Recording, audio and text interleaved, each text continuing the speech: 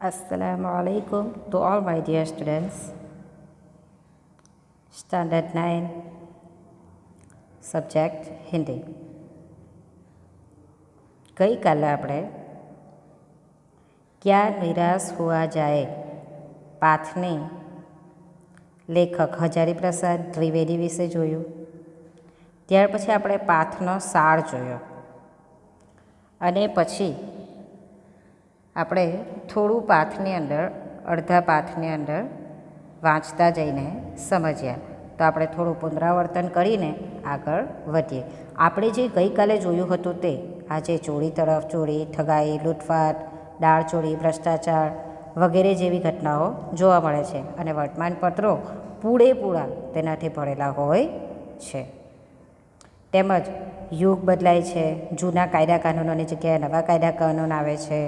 નવા જમાનાની સ્થિતિ પણ કંઈક એવી જ છે જેમાં કશું નવું હોતું નથી, પરંતુ દરેક પરિવર્તન પછી આવું જ થતું હોય છે. તે ઉપરાંત ભારતના આદર્શના અંદર ભારતે કદી ભૌતિક વસ્તુઓના સંગ્રહને મહત્ત્વ નથી આપ્યું.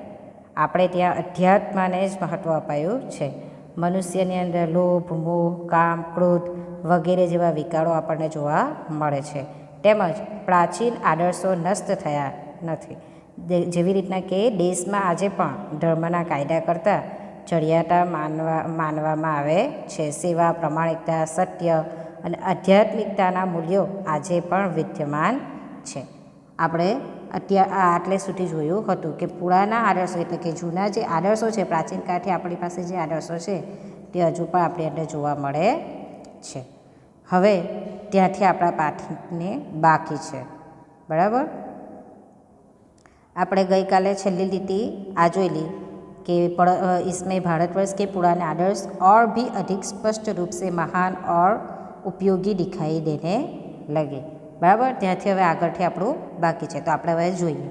भारतवर्ष सदा कानून को धर्म के रूप में देखता आ रहा है. જુઓ, ભારતવર્ષ એટલે કે આપણું ભારત જે છે તો તે હંમેશા શેને ધર્મને કાનૂનને ધર્મના રૂપથી જોતો આવેલો છે.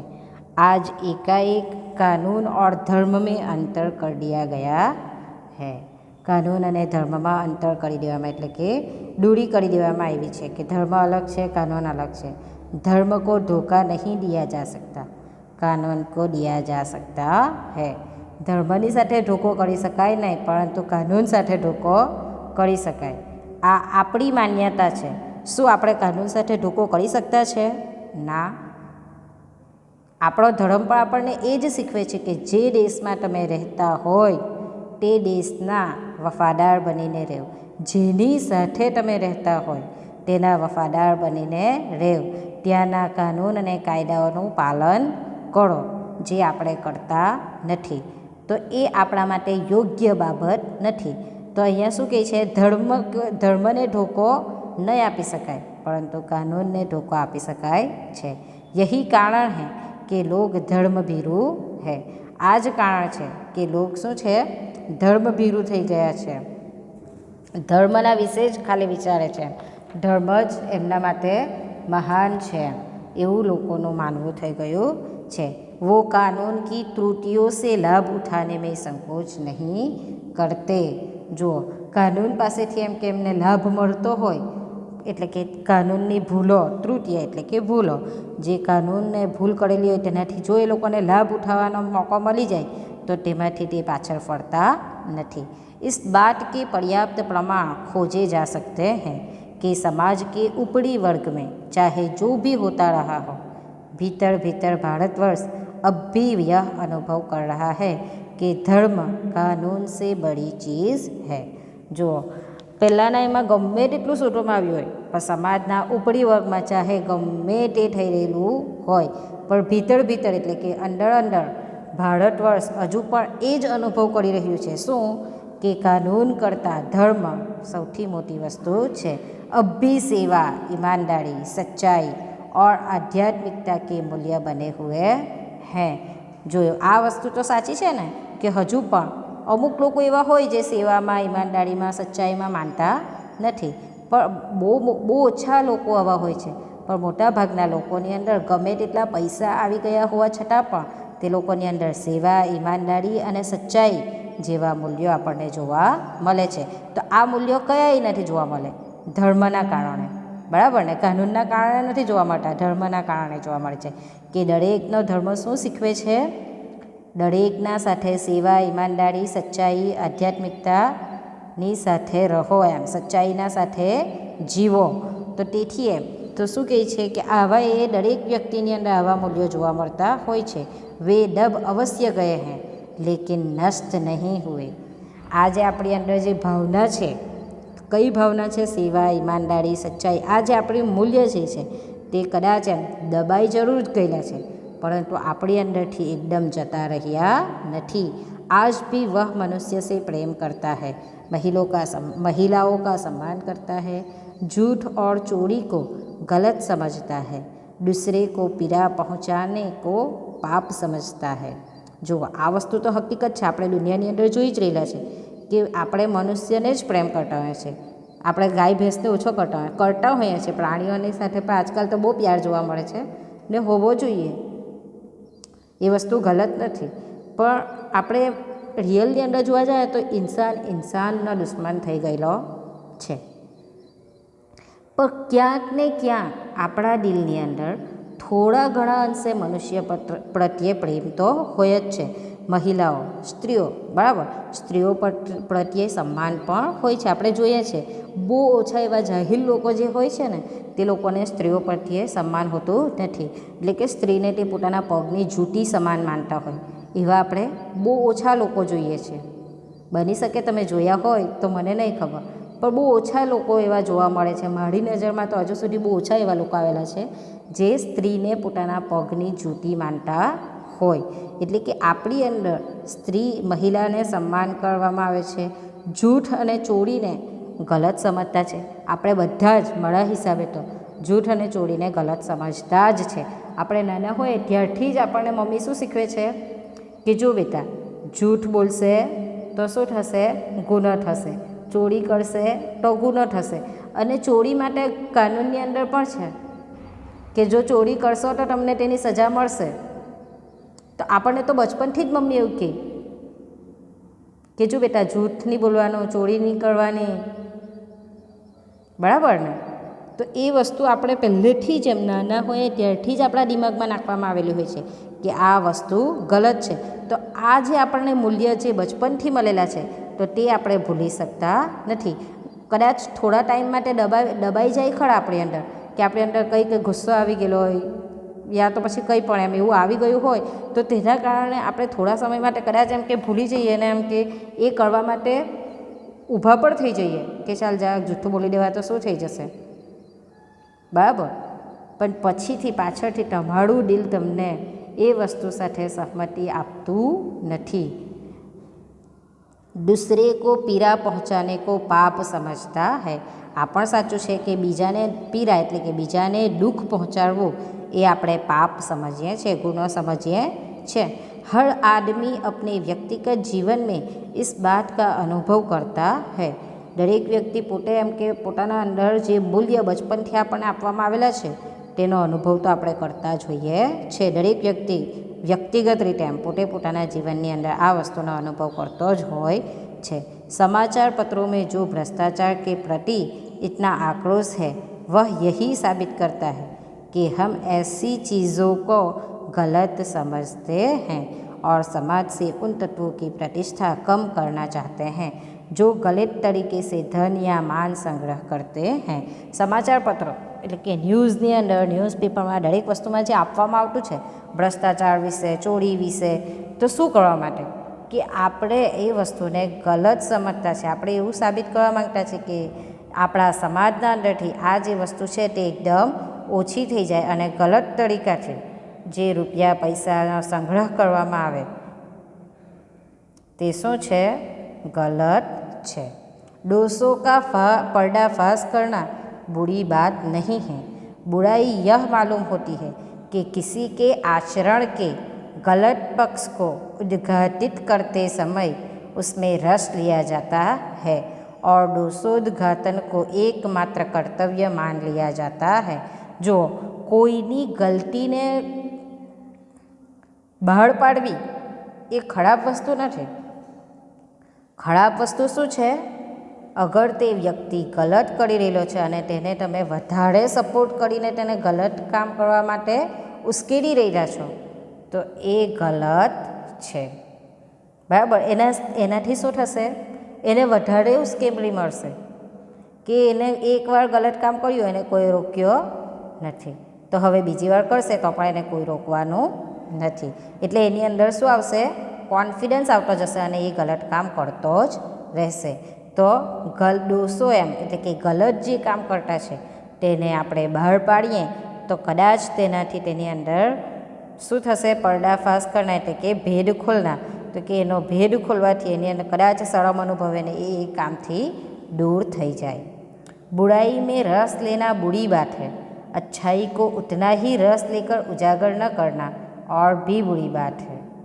જો ખરાબ વસ્તુની અંદર રસ લે એ ખરાબ વાત તો છે જ, પણ જો અચ્છાઈ કો ઉતના ही રસ લેકર એટલે કે સારી વસ્તુ છે તેની અંદર એટલો જ રસ લઈએ આપણે ને પછી તેને શું ન કરીએ? ઉજાગર ન કરીએ. કા જતો રહ્યો? હા, ઉજાગર ન કરના એટલે કે બહાર એને પર ચાલીએ નહીં તો તે શું છે? તે વધારે ખરાબ વાત છે. सैकड़ों घटनाएं ऐसी घटती है जिन्हें उजागर करने से लोकचित्त में अच्छाई के प्रति अच्छी भावना जगती है. ઘણી બધી એમ સેંકડો એવી ઘટનાઓ બનેલી છે જે સારી વસ્તુ થયેલી છે ને આપણે તેને બહાર નહીં પાડીએ, બરાબર? આપણી અંદર રાખીએ કે હા સારી વસ્તુ થયેલી છે, તો શું એનાથી લોકોની અંદર સારી ભાવના જાગશે? ના. પણ જો કોઈ સારું કામ કરેલું હોય તો તેને તમે બધાના સામે વખાણ કરો કે તેની વાત બહાર પાડો કે જો આ વ્યક્તિ દ્વારા આ કામ સારું થયું છે, તો તેનાથી શું થશે? એની સાથે સાથે એને સાંભળ્યા પછી બીજાને પણ એવું થશે કે જો આ કામ આ સારી રીતે કરી શકે તો મેં પણ આવું સારું કામ કરું, એટલે કે બીજાની અંદર પણ સારી ભાવના જાગશે. તો તેવી જ ઘટનાઓ આપણને લેખકે અહીંયા કહીને બતાવી છે. જુઓ, एक बार रेलवे स्टेशन पर टिकट लेते हुए गलती से मैंने 10 के बजाय 100 रुपये का नोट दिया और मैं जल्दी गाड़ी में आकर बैठ गया. थोड़ी देर में टिकट बाबू उन दिनों के सेकंड क्लास के डिब्बे में हर आदमी का चेहरा पहचानता हुआ उपस्थित हुआ. उसने मुझे पहचान लिया और बड़ी विनम्रता के साथ मेरे हाथ में 90 रुपये रख दिए और बोला, यह बहुत गलती हो गई थी. आपने भी नहीं देखा, मैंने भी नहीं देखा. उनके चेहरे पर विचित्र संतोष की गरिमा थी.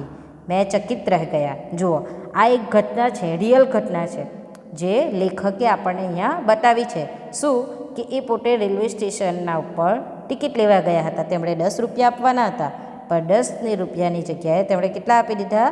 100 રૂપિયાની નોટ આપી દીધી. અને જલ્દી ગાડી પકડવાની ઉતાવળની અંદર તેઓ ગાડીમાં જઈને બેસી ગયા. થોડી વારની અંદર ટિકિટ ચેક કરવાવાળો આવે ને, ટિકિટ બાબુ, તો તે સેકન્ડ ક્લાસના ડબ્બાની અંદર આવે છે. દરેક વ્યક્તિના ચહેરાઓ જુએ છે અને તેમાંથી સારી રીતે તે વ્યક્તિ જેની જે આપણા લેખક છે તેને તે ઓળખે છે અને તેના હાથની અંદર 90 રૂપિયા પાછા આપી દે છે. અને પછી શું કહે છે? આ ઘણી જ મોટી ગલતી થઈ ગઈ હતી. નથી તમારું ધ્યાન એ વસ્તુ પર કે નહીં મારું ધ્યાન હતું. ને આ વસ્તુ કર્યા પછી એમ તેને પોતાના ચહેરાના ઉપર તે જે ટિકિટ ચેકર જે છે તેના ચહેરા પર એક સંતોષ જોવા મળતો હતો. તો શું કોઈ આપણી સાથે હવે આપણે એમ આપણને શું આવું રીતના એમ કે 90 રૂપિયા વધારે મળી ગયેલા હોય તો આપણે આપવા જઈએ ખરા? હા, કારણ કે આપણને આપણા મા બાપે પહેલેથી એ જ વસ્તુ શીખવી છે કે કોઈની વધારાની વસ્તુ આપણે લેવાની નથી. ને તમે અગર પોતે આવું કરતા પણ હોય, 10 રૂપિયા 1 રૂપિયો કેમ ન વધારે હોય, આપણે તેને ફરી આપી દેવો જોઈએ. જો આપણે કોઈના પૈસા એમ આપણી જાતે જોઈએ કે આના પૈસા અહીંયા નીચે પડી ગયા છે તો આપણે તેનું શું કરવું જોઈએ? આપણે તેને બૂમ પાડીને તેના પૈસા પાછા રિટર્ન કરી દેવા જોઈએ. શા માટે? એ સારી બાબત છે, કારણ કે એ તેના પૈસા છે, આપણા નથી કે આપણે તેને ઉચકીને લઈ લઈએ. બરાબર? જો આપણે લઈ લઈએ તો એ શું થઈ ગયું? બેઈમાની થઈ ગઈ. આપણે પોતે જ આપણી નજરની અંદર શું બની જઈશું? ચોર બની જઈશું. બરાબર. તો આ પેલા જે ટિકિટવાળો છે તેના ચહેરાના ઉપર એક સંતોષ જેવો દેખાઈ રહેલો હતો કે હાસ મને આ વ્યક્તિ મળી ગયો અને મેં એને મારા પૈસા મતલબ તેના પૈસા પાછા રિટર્ન કરી દીધા. તો આ વસ્તુ જોઈને લેખક પોતે એકદમ આશ્ચર્યચકિત થઈ જાય છે. શા માટે આશ્ચર્યચકિત થઈ જાય?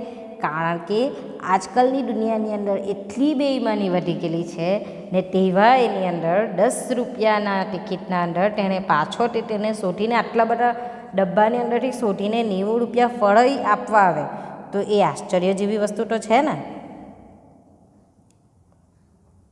कैसे कहूँ कि दुनिया में सच्चाई और ईमानदारी लुप्त हो गई है, वैसी अनेक अवंचित घटनाएं भी हुई है, परंतु यह एक घटना ठगी और वंचना की अनेक घटनाओं से अधिक शक्तिशाली है. હવે લેખક શું કહે છે? હું કઈ રીતે કહું? આવું જે બન્યું હોય એમની સાથે તો પછી હું કઈ રીતે કહી શકું કે દુનિયાની અંદરથી સચ્ચાઈ અને ઈમાનદારી જતી રહેલી છે? આવી અનેક ઘટનાઓ થતી હોય છે ને આવી ઘટનાઓ જે છે તે એકદમ અનેક ઘટનાઓ સે અધિક શક્તિશાળી है, એટલે કે એકદમ શક્તિશાળી હોય છે. તો તેવી બીજી એક ઘટના તે પોતે કહે છે. જુઓ, એક ઘટના તો કઈ થઈ? રેલવે સ્ટેશનવાળી. હવે બીજી ઘટના તેઓ બતાવે છે કે એક બાર में बस यात्रा कर रहा था. मेरे साथ मेरी पत्नी और 3 बच्चे भी थे. बस में कुछ खराबी थी. रुक रुक कर चलते थे. गंतव्य में कोई 5 मील पहले ही एक निर्जन सुनसान स्थान में बस ने जवाब दे दिया. रात के कोई 10 बजे होंगे. बस में यात्री घबरा गए. कंडक्टर ऊपर गया, एक साइकिल लेकर चलता बना. लोगों को संदेह हो गया कि हमें धोखा दिया जा रहा है. જુઓ, એક દિવસની વાત કરેલી છે તેમણે કે તેઓ બસની અંદર યાત્રા કરી રહેલા હતા પોતાની પત્ની અને 3 પુત્ર બાળક સાથે. તો તે દિવસે જે બસની અંદર તેઓ સવારી કરી રહેલા હતા, યાત્રા કરી રહ્યા હતા, તે બસની અંદર કંઈક ખરાબી આવી જાય છે. શું ખરાબી હોય છે? તે રૂકીને એટલે કે થોભીને ચાલતી હતી, એકદમ સ્ટ્રેચ ચાલી રહેલી ન હતી. કંઈક 5 મીલ જેવું એમ કે એકદમ નિર્જન સુનસાન જગ્યા આવી, ત્યાં બસે જવાબ આપી દીધો. રાતના 10-1 જેવા વાગેલા હતા અને બધા યાત્રીઓ એકદમ બસ બંધ થઈ ગઈ. તો આપણે હોઈએ કોઈની જગ્યાએ તો આપણે પણ ગભરાઈ જઈએ ને. તો જેટલા બસની અંદર યાત્રીઓ હતા, પેસેન્જર હતા, તે બધા શું થઈ જાય છે? એકદમ ગભરાઈ જાય છે. શા માટે ગભરાઈ જાય છે? એક તો સુનસાન જગ્યા, રાતનો સમય, તો કોઈ પણ ગભરાઈ જાય. આપણે એની જગ્યાએ આપણે હોઈએ તો આપણે પણ ગભરાઈ જઈએ. અને કંડક્ટરે પાછું શું કર્યું? કંઈ પણ કહેવા વગર ઉપર ગયો, બસની ઉપર સાયકલ લીધી અને સાયકલ લઈને જતો રહ્યો. તો આવું દ્રશ્ય જો જોવામાં આવે તો આપણને પણ તેના ઉપર શક તો પેદા થાય, સંદેહ યાની કે શક તો પેદા થાય ને. તો તેવી જ રીતના મને એવું કંઈક જોઈને તેને પોતાના ઉપર શક થાય છે. તે પોતે શું વિચારે છે કે આ અમને બસ યાત્રીઓને, બધા બસના જે પેસેન્જર છે, તો અમને શું કરેલું છે? ધોકો આપવામાં આવી રહ્યો છે. કદાચ અમારી પાસે જે વસ્તુઓ છે તે ડકેતીવાળાને બોલાવીને ચોરી કરાવવા માટેનો આ કંઈક પ્લાન છે. આપણા દિમાગમાં પણ આ પ્રકારની અનેક ખ્યાલો આવી શકે. ચાલો, बस में बैठे लोगों ने तरह की बातें शुरू कर दी. किसी ने कहा यहाँ डकैती होती है. 2 दिन पहले इसी तरह एक बस को लूट लिया गया था. परिवार सहित अकेला मैं ही था. बच्चे पानी चिल्ला रहे थे. पानी का कहीं ठिकाना न था. ऊपर से आदमियों का डर समा गया था. જો બસમાં બેઠા બધા એમ કે બધા પેસેન્જર હોય તો અલગ અલગ પોતાની વાતો કરી રહેલા હોય, તો બધાએ અલગ અલગ રીતની વાતો કરવાની શરૂઆત કરી દીધેલી હતી. તેમાં કોઈ શું કહેતું હતું કે અહીંયા તો ડકેતી થાય, એટલે કે લૂંટી લેવામાં આવે છે આપણને. તો તેવી જ રીતના તે કોઈ પાછો એવો ઇન્સિડન્ટ બી બતાવી દીધો એમ કે 2 દિવસ પહેલાં જ આવી રીતના એક બસને લૂંટી લેવામાં આવી હતી. એટલે પેલા લેખકને બી તો ગભરાહટ થવા માંડે, કારણ કે બસની અંદર બીજા બધા કેવા હતા? એકલા હતા. અને એ પોતે પરિવાર સહિત એ પોતે એકલા જ હતા. અને એના બાળક જે હતા તે પાણી માટે ચિલ્લાઈ રહેલા હતા. પાણીનું કોઈ જગ્યાએ ઠેકાણું હતું નહીં. ને ઉપરથી આદમીઓનો, એમ માણસોનો આવો ડર માણસો જે આવું બધું બોલતા હોય તો તેનાથી શું થઈ રહેલું હતું, બીક લાગી રહેલી હતી. कुछ नौजवानों ने ड्राइवर को पकड़कर मारने पीटने का हिसाब बनाया. ड्राइवर के चेहरे पर हवाइयाँ उड़ने लगी. लोगों ने उसे पकड़ लिया. वह बड़े कातर ढंग से मेरी ओर देखने लगा और बोला, हम लोग बस का कोई उपाय कर रहे हैं, बचाइए, ये लोग मारेंगे. જુઓ એ બધા જે બસની અંદર જે નવજવાનો હતા, યુવાન જે છોકરાઓ હતા, તે લોકોએ ડ્રાઈવરને પકડ્યો અને તેને મારવા પીટવા લાગ્યા. એટલે કે બધાએ ભેગા થઈને પ્લાન બનાવ્યો કે આપણે હવે ડ્રાઈવરને જ મારીએ. એટલે કે ડ્રાઈવરના ચહેરાની હવાઈ આપણાને પણ કોઈ મારવા આવે તો આપણા હક્કા બક્કા થઈ જાય ને એકદમ. આપણા ચહેરા પરથી બધું હવા બવા બધું ઉડી ગયેલું હોય ને ઠેકાણું પણ નહીં રહેલું હોય આપણું, બરાબર. તો તેવી જ રીતના ડ્રાઈવરના ચહેરાના ઉપર એક બીક જેવું આવી ગયું હતું ને લોકોએ તેને પકડી લીધો હતો. અને બધા એમ તે ડ્રાઈવર જે છે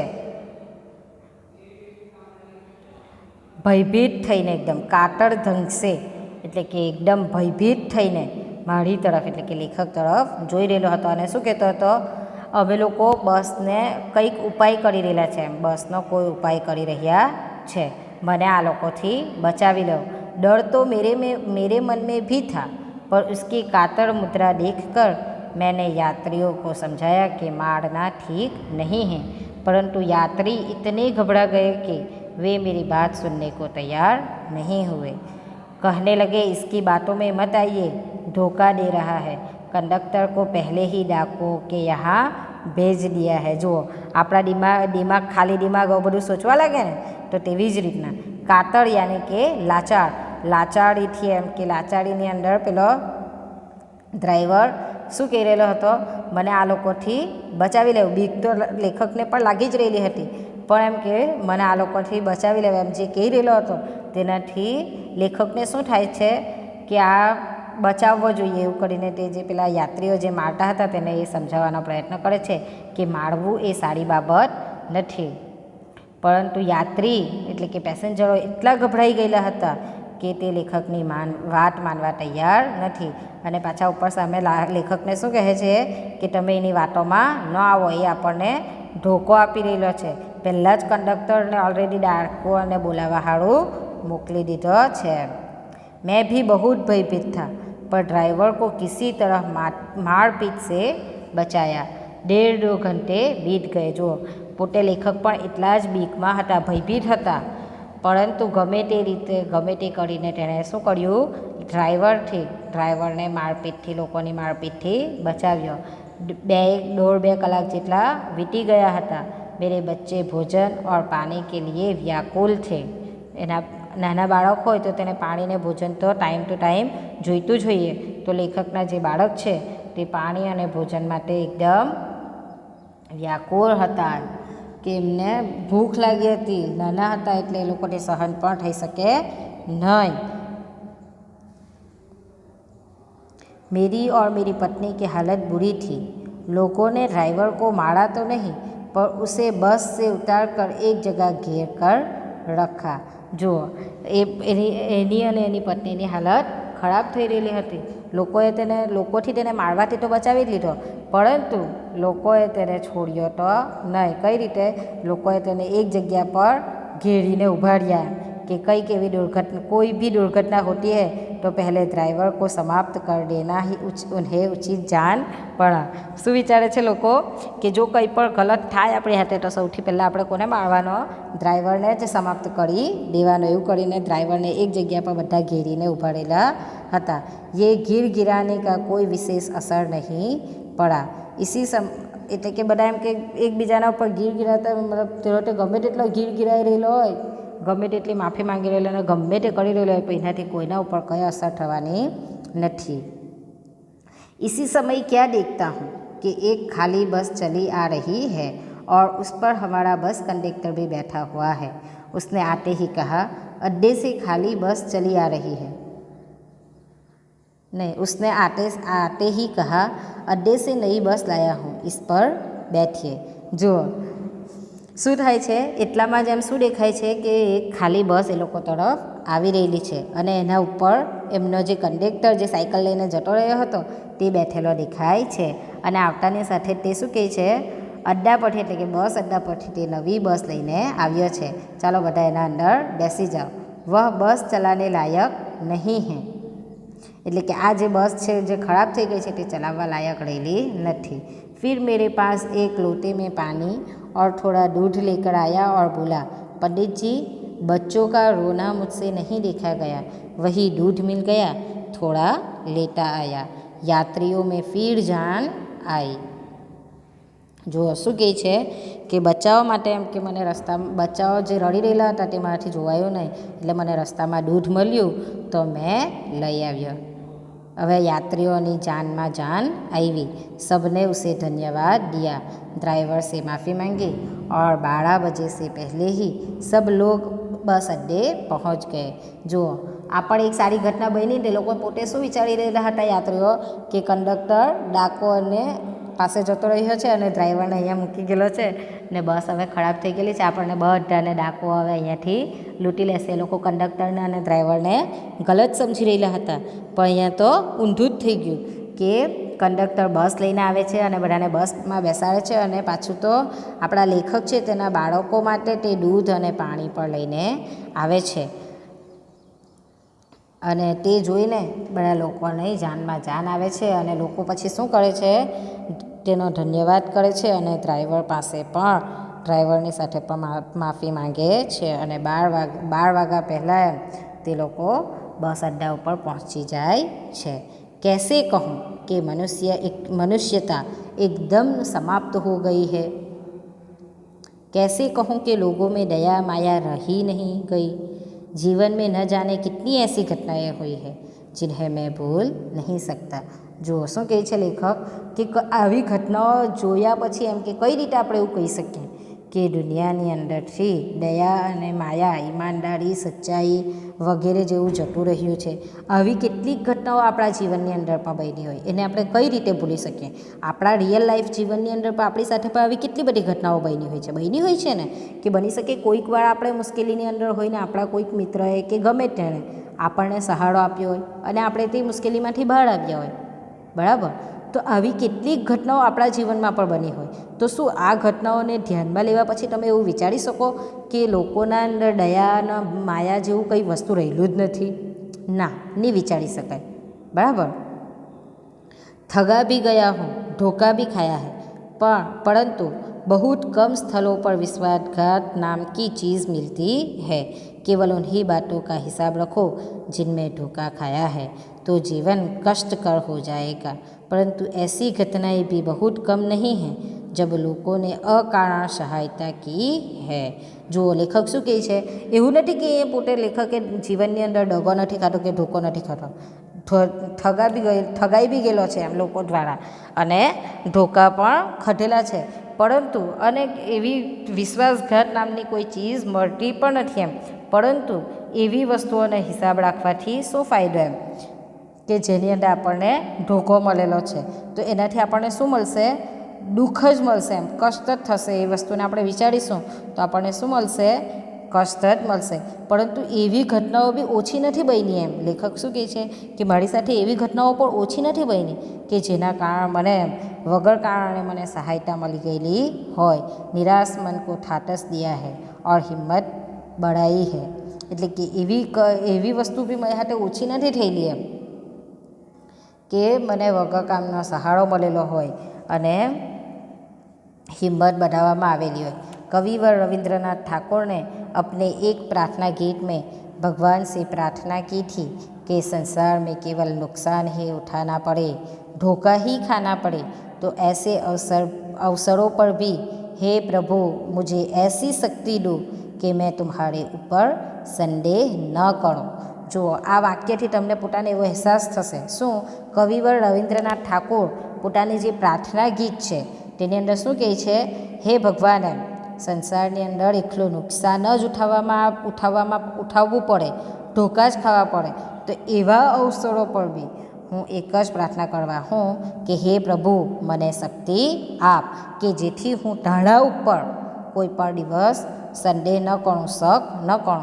દાખલા તરીકે આપણે કંઈક બહુ જ દુઃખમાં હોઈએ, બરાબર, બહુ જ દુઃખની અંદર આપણી અંદર કંઈક આપણી પર એવું કંઈક દુઃખ આવી ગયેલું હોય કે જેની અંદરથી આપણે બહાર ન આવી શકતા હોય, તો ત્યારે આપણને શું થાય કે અલ્લાહ હંમેશા મારી જ સાથે આવું કરે, ભગવાન હંમેશા મારી જ સાથે આવું કરે. શા માટે મારી જ સાથે કરે? કે મેં એકલી જ મળેલી છું અલ્લાહને, દુનિયાની અંદર બીજા બધા નથી કે જેના હાથે બી એવું થવું જોઈએ. આપણા મોંમાંથી આવા શબ્દ નીકળતા હોય. શા માટે? કેમ કે આપણને તે વખતે શું હોય, આપણી સાથે જ્યારે ખરાબ કંઈક થયેલું હોય ત્યારે આપણી અંદર શું હોય, અલ્લાહ પર જે વિશ્વાસ હોવો જોઈએ તે ઉઠી ગયેલો હોય, એટલે આપણા મનની અંદરથી આવા પ્રશ્ન નીકળતા હોય.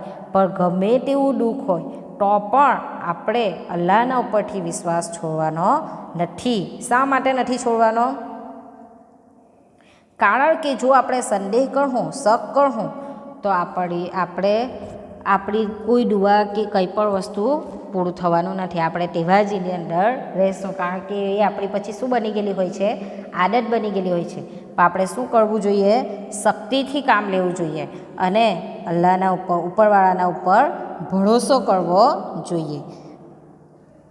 मनुष्य की बनाई विधियाँ गलत नतीजे तक पहुँच रही है तो इन्हें बदलना होगा. મનુષ્યની જે બનાવવામાં આવેલી ગલત વસ્તુઓ જે છે, ગલત વિધિઓ, તે નતીજાઓ એટલે કે ગલત કામ સુધી જો પહોંચી રહેલી હોય એમ, તો તેને આપણે બદલવું પડશે. વસ્તુતઃ આए दिन इन्हें बदला ही जा रहा है. ને એ વસ્તુ તો રાઈટ જ છે કે આવતા દિનોની અંદર જે આપણે પહેલાંના જમાનામાં કરતા હતા તે ધીરે ધીરે બદલાઈ રહેલું છે, બદલાતું છે ને. તો જીવન એક પરિવર્તન છે, બરાબર. તો તેવી રીતે આए दिन એમ કે આવતા દિવસોની અંદર તે ચેન્જીસ થતા જ રહેશે એમ, ને તે બદલાવ પણ જોઈએ એમ. લેકિન અબ ભી આશા કી જ્યોતિ બુઝી નહીં હૈ. તે છતાં પણ એમ કે મારી અંદરથી આશા જે છે એમ, તે બદલે આશાનો જે જ્યોતિ એટલે કે આશાનો જે દીવો મારી અંદર સળગી રહેલો છે તે બદલાયો નથી. મહાન ભારત વર્ષ કો પાને કી સંભાવના બની હુઈ હૈ, બની રહેગી. જે મહાન ભારત વર્ષ છે તેને પામવાની સંભાવના હજુ પણ મારી અંદર છે અને તે હંમેશા માટે જ રહેશે. મેરે મન નિરાશ હોને કી જરૂરત નહીં હૈ. પોતાના મનને શું કહે છે કે નિરાશ થવાની જરૂરત નથી. દેશની અંદર ગમે તેટલો ભ્રષ્ટાચાર થતો હોય, ગમે તે થતું હોય, નુકસાન થતું હોય, ચોરી થતી હોય, રેપ થતા હોય, પણ એક દિવસ તો એવો આવશે જ કે ત્યારે આપણા દેશ એકદમ સારો એમ થઈ જશે. દાખલા તરીકે હમણાં આપણે દેશની અંદર કોરોના વાયરસ ચાલી રહેલો છે, મહામારીના દિવસો ચાલી રહેલા છે, બરાબર, કે એ બીમારી અગર કોઈને લાગશે તો મૃત્યુના ઘાટ ઉતરી જશે જો તેની અંદર ઇમ્યુનિટી ન હશે તો આવા સમયે આપણે શું કરતા છે? આપણી અંદર એક હોપ છે, આશા છે. શેની આશા છે? કે અલ્લાહ આ વસ્તુને પૂરું કરશે, આપણા એની અંદરથી કોરોના જે મહામારીનો રોગ છે તે જતો રહેશે અને આપણે એના અંદરથી એક દિવસ તો બહાર આવશું જ. જો આપણે આ આશાની રાખીએ, હોપની રાખીએ, જેવી રીતના કે અહીંયા લેખકની અંદર આશાની એક જ્યોતિ છે, શું કે ભારત વર્ષ એક દિવસ મહાન મતલબ એમ કે સારી એના પર આવી જ જશે, તેની અંદરથી ભ્રષ્ટાચાર ને બધું જતું જ રહેશે. એટલે કે તે વસ્તુ માટે આપણે નિરાશ થવાની જરૂર નથી. તો આ જે આપણી એક બીમારી ચાલી રહેલી છે તો તેના માટે પણ આપણે નિરાશ થવાની જરૂર નથી. તો તે કયાય નથી થશે? આપણી અંદર હોપ હશે, આશા હશે તો આપણે તે કાર્યને કરી શકીશું, બરાબર. તો એના માટે આપણી અંદર શું હોવું જોઈએ?